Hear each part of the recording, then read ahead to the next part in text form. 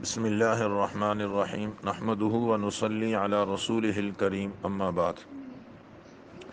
ترمذی شریف میں حضرت ابو ہریرہ رضی اللہ تعالی عنہ کی روایت ہے، فرماتے ہیں کہ رسول اللہ صلی اللہ علیہ وسلم نے ارشاد فرمایا، قرآن مجید میں ایک سورت ہے جس کی 30 آیات ہیں۔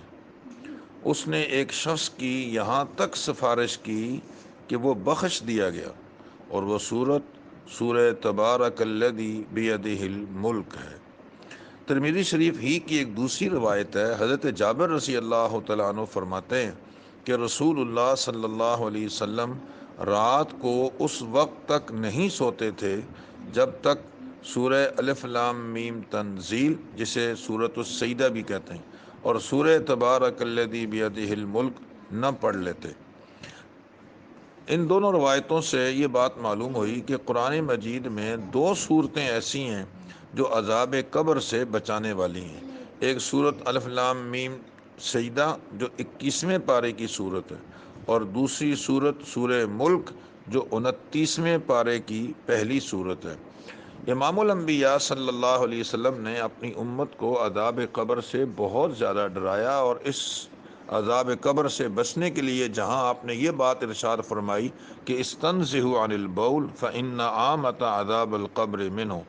کہ پیشاب کی چھینٹوں سے بچو، اس لیے کہ عام طور پر عذاب قبر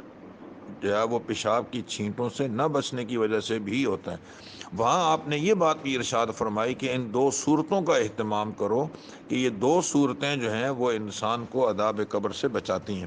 حدیث میں ہے، آپ صلی اللہ علیہ وسلم نے فرمایا یہ صورتیں اس میت پر اپنے پر پھیلا کے رکھ دیتی ہیں اور اللہ تعالیٰ کی بارگاہ میں عرض کرتی ہیں، یا اللہ اس نے ہماری تلاوت کی ہے سو اسے آج عذاب سے محفوظ کیا جائے، اور اگر یہ صورتیں جھگڑتی ہیں، اگر اس کی بخشش نہیں ہونی تو یا اللہ پھر ہمیں اپنے کلام سے ہی نکال دے۔ تو اللہ پاک ان صورتوں کی سفارش کو قبول فرماتے ہیں، بلکہ روایت میں ہے کہ اللہ پاک ہر گناہ کے بدلے میں ایک نیکی لکھ دیتے ہیں اور ایک درجہ بلند فرما دیتے ہیں۔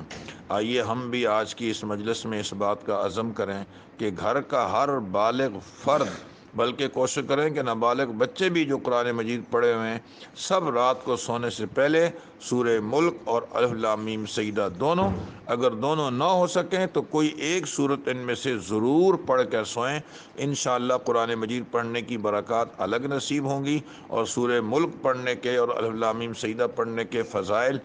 بھی اللہ تعالیٰ نصیب فرمائیں گے، اور اس طرح باوضو سونا بھی نصیب ہو جائے گا۔ اور امید ہے اللہ کی ذات سے کہ اس کے انوارات اور برکات کی برکت سے اللہ گھر میں بھی خیریں اور برکتیں پیدا فرمائیں گے۔ اللہ تعالی ہم سب کو عمل کی توفیق نصیب فرمائے، اپنے دیگر دوست احباب کو بھی اس بات کی دعوت ضرور دے۔ وآخر دعوانا ان الحمد للہ رب العالمین۔